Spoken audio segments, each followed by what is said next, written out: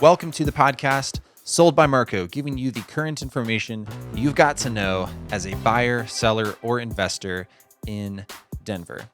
So, if you are a seller or you're a homeowner and you're thinking, I might sell my home at some point in 2022, then this is going to be a good episode for you. I'm joined by my co-host today, Sergio Nazaro, and we discuss some of the elements you might want to be considering if you are a homeowner and thinking, I might sell my home at some point this year, 2022. So here's my conversation with Sergio. Let's get into it.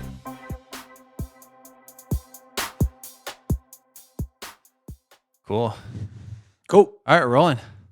Hey, Sergio. Dude, it feels good to be back. First one in 2022. First 2022 in-person together podcast. Yep.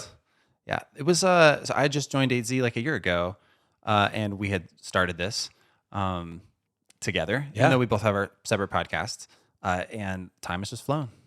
Honestly, I like doing them. Solo podcasts are tough, like talking by yourself. Yeah. And yeah, I mean, going 10 minutes feels like an eternity. Mm-hmm. Like working with you is fun. So Well, it feels good that we get to do it. Any excuse to have you in my basement. Yeah. It takes practice, just like anything. Yeah. The only reason I'm comfortable doing them is I had another podcast, Zealous Musician, which is all Yeah. about hardcore bands and emo music. And I would write out my scripts and it would be like 45 minutes. And just a ton of doing those got me comfortable with them. But dude, you're good on camera. Get out of here. Yeah, the camera part's fine, right? It's just like Yeah. the talking part. And sometimes you're in the middle, you get in your own head. Like when you never have feedback of somebody else like looking at you. Oh, and it's just you. Yeah. Yeah. So that part can be tough, but like I'm definitely doubling down on this year. One, because I want to bring a ton of information to my clients and people out there, and then two, just because like it's fun. It is So fun. yeah, Cool. we'll get plenty of reps in this year. There you go. Yeah. I know when you're in your studio or at your desk alone with your microphone, it can be just like a little bit like, huh? Right? Like anybody out there listening? Anybody? Anybody? So new year, 2022. Yes, sir. I want to ask you, what are you excited about this year for 2022? For real estate or just in life? Anything. I mean, I know we're about to talk about like 2022 sellers Yeah. and what that means for them, but real estate or life, you go. I think real estate wise, I'm really excited about some of the new programs that 8Z has that they're really solidifying. The cash buyer program to help buyers get under contract, and our bridge program, which allows people to buy their new home before selling their home. Mhm. You know, so you don't have to do that double move and you don't have to add all this additional stress to your life and you can maximize your return. Real estate wise, I'm stoked about that. Personally, I'm about to become a dad. Hell yeah. Yeah. And that's going to give me a whole new perspective. So yeah, I'm stoked about that. I am stoked for you for that. What about you? Coming What are up you soon. excited about?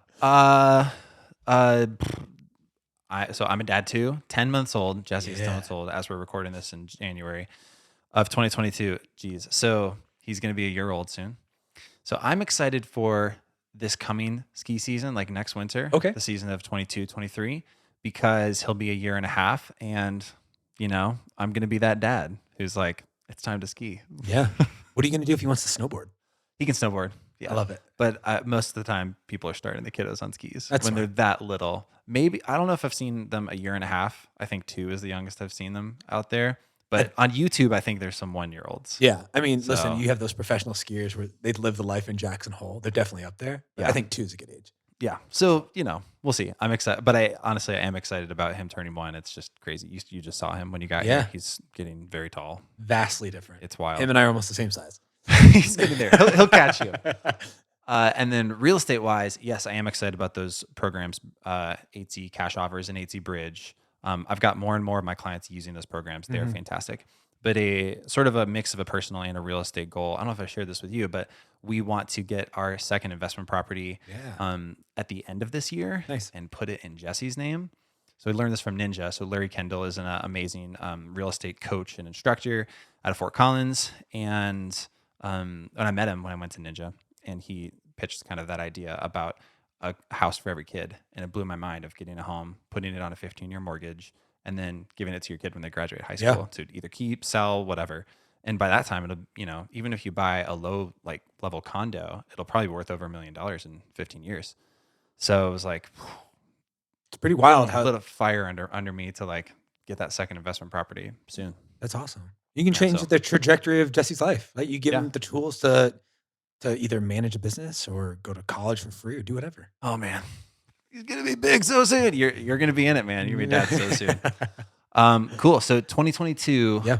So the market's been going crazy for since COVID started. It's been kind of wild, but Right. I figured let's do a little update about what sellers can expect, right? So if you are a homeowner or if you are thinking about selling in 2022, like what can we expect for rise in inventory, for homeowners understanding the value of their homes? Like what can they expect this year?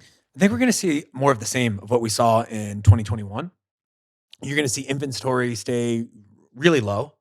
And I think that's going to be coupled with homes staying on the market for less and less amount of time. So on average, homes are staying on the market about 5 days, and that's down quite a bit from last year.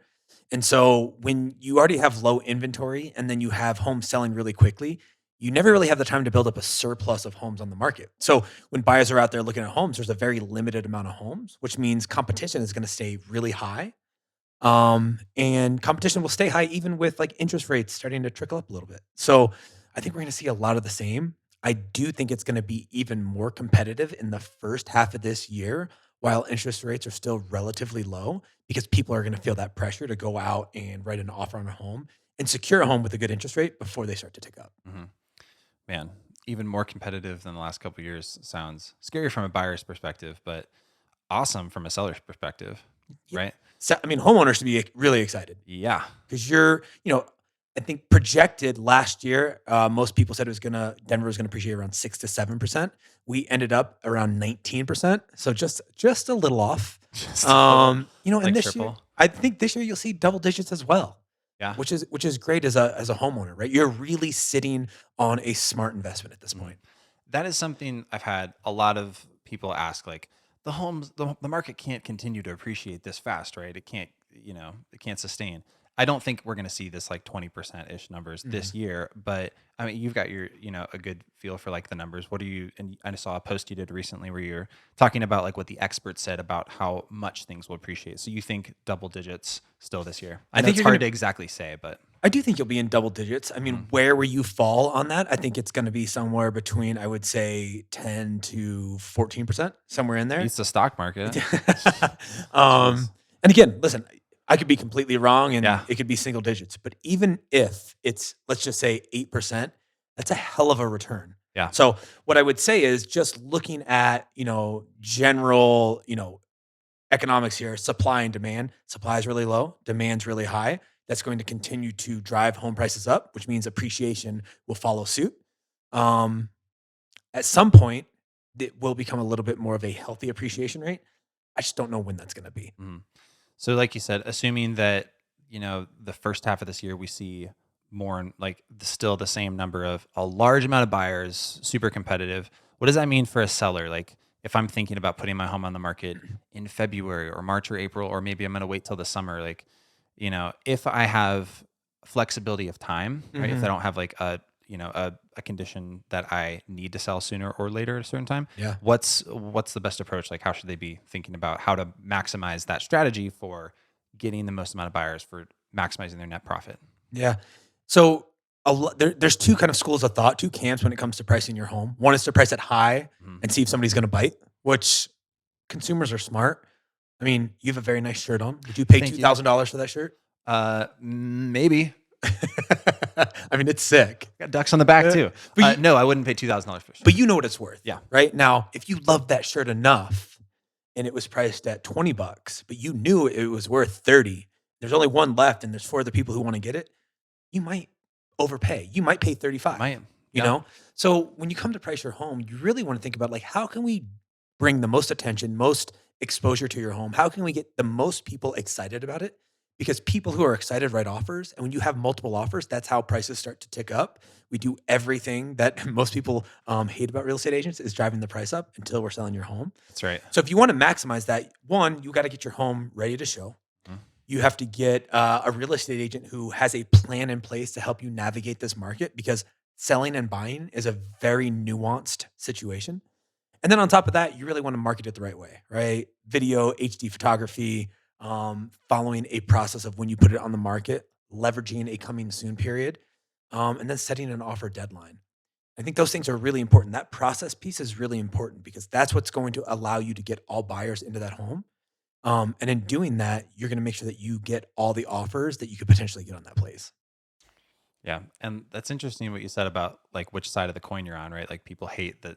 Well, people who aren't homeowners or who are trying to get into the market who are buyers hate that, right? Like I understand. I just bought this place and Yeah. it was a bidding war. Like I was in it. Like I understand it's frustrating. It's emotionally draining, like all of that.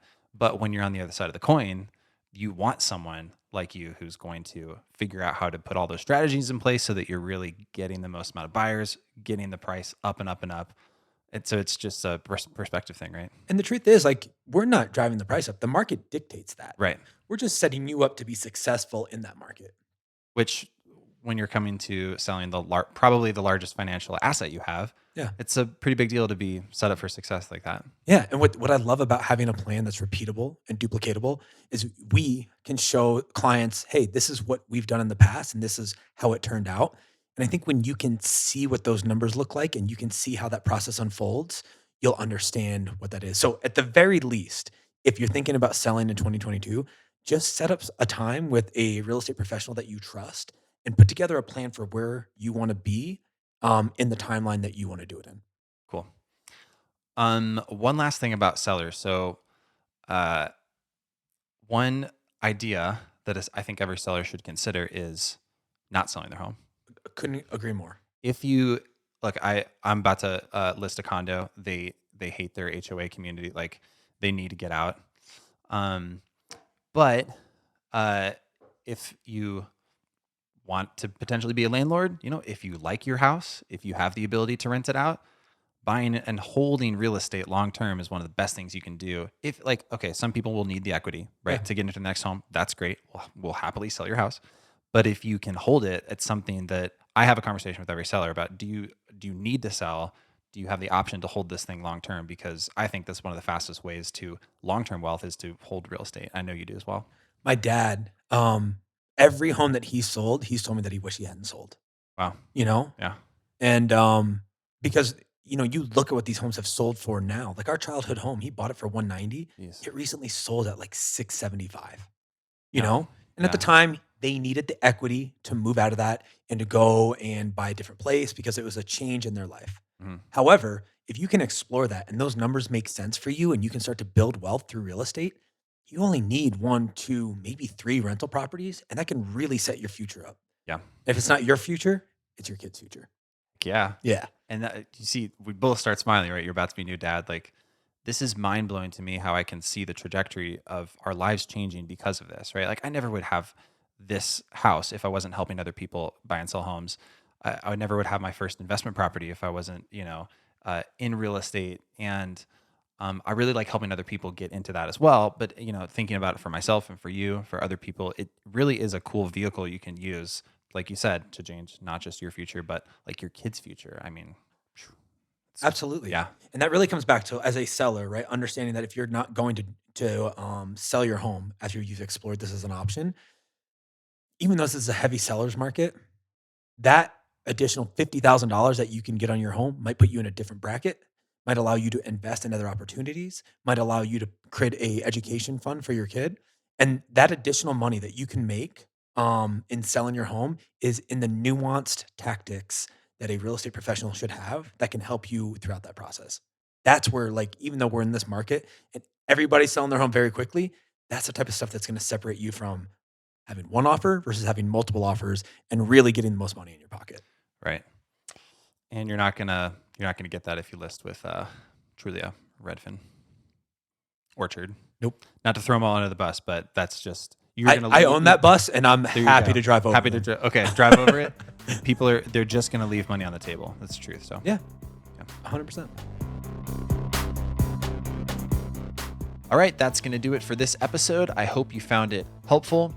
If you are considering selling a home in 2022, I'm always happy to sit down with you and discuss all of your options. It's pretty simple. I like to meet at your home, see the place in person, and then we set a time to meet at my office afterwards and we discuss a pricing strategy and I show you the rest of my listing process so that you know as a seller what to expect. My goal is to arm you with powerful information so that you can make an informed decision when the right time comes for you. And typically, the sooner sellers have this information in their hands, the better, especially if you are also needing to go out and buy a home first, because as we all know, that can take a little time. We have a really cool program called Bridge, which allows you to go out and buy a home in cash before you sell your existing home. I've got another podcast episode completely about that. But if that's a strategy that you're going to utilize, you want to get everything prepared ahead of time so that you can go out shopping first. So again, I'm always happy to sit down with you and discuss all of your options. Thank you so much for listening. That's going to do it for this episode. This has been an original production of Super Team Media. I'm your host, Marco Randazzo with 8Z Real Estate. Thank you so much for listening to this real estate podcast, Sold by Marco.